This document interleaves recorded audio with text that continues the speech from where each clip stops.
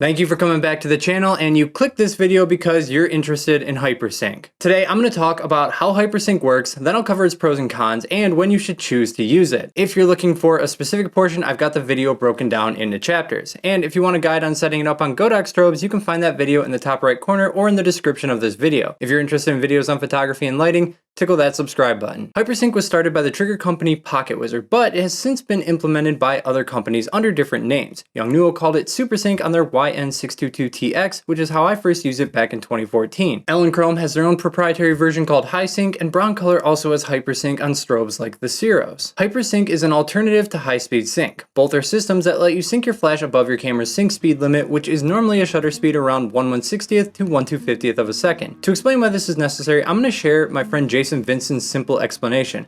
P.S. You should definitely be following Jason. He's always sharing super creative applications of light across his social media. Okay, so now that we know what gear we need to get started with off-camera flash, we need to talk about one of the technicalities, and that technicality is called sync speed. So if my face is the sensor of a camera, what happens when you press the shutter button is that the shutter opens and then shuts and resets. Opens, shuts, resets every time you take the picture. Whenever you get to a certain speed, the shutter is opening, and before it can open all the way, this shutter needs to start closing in order to maintain a high shutter speed. Okay, so what sync speed is the fastest shutter speed that you can do so that the sensor is fully exposed before the next shutter needs to start closing. So the reason why this is important is because if the shutter starts to close as the flash fires, what happens is this shutter blocks the light from the flash. Where High Speed Sync changes the pulse of a flash, Hypersync does not change how the flash pulses its light. Instead, Hypersync takes advantage of the long flash duration of a high flash output and combines it with precise timing. Companies like Brown Color and Chrome have built beautiful systems around Hypersync to make it more stable.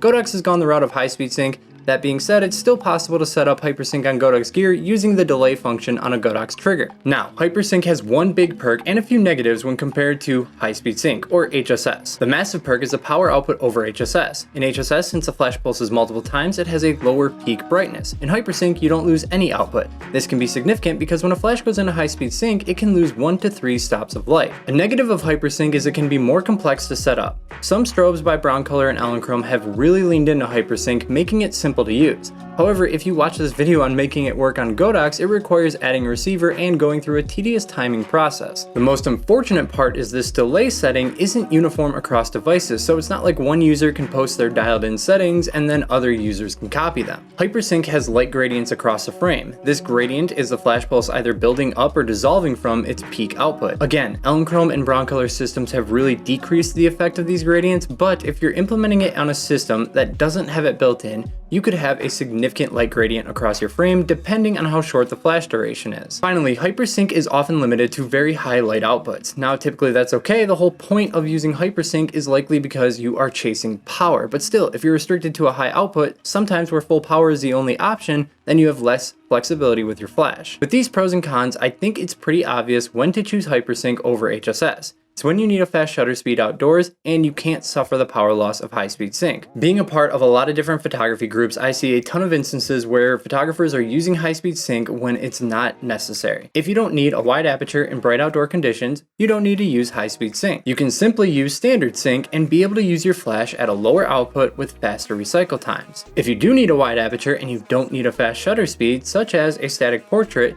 you can use an ND filter to avoid the power loss of High Speed Sync and avoid the cons and complexities of Hypersync. Now, if you really need a fast shutter speed for freezing action in bright outdoor conditions and you can still use your strobe with its peak output reduced, then go ahead and use High Speed Sync. And if you need the fast shutter speed but HSS is too much of a power loss, Hypersync is the best solution. I've been sharing a personal project recently where I'm trying to freeze action outdoors in bright conditions of a wakeboarder who is 75 feet away from the light source. In this instance, I need a fast shutter speed so there's no motion blur from the ambient light. Even using the most efficient light modifier on a 1200 watt second flash, when I'm in HSS, the Flashpoint Explorer 1200 Pro is not powerful enough to illuminate the subject at that distance. So I specifically went after Hypersync to get that output back at those fast shutter speeds. I recently tested this setup at a park with off-road vehicles,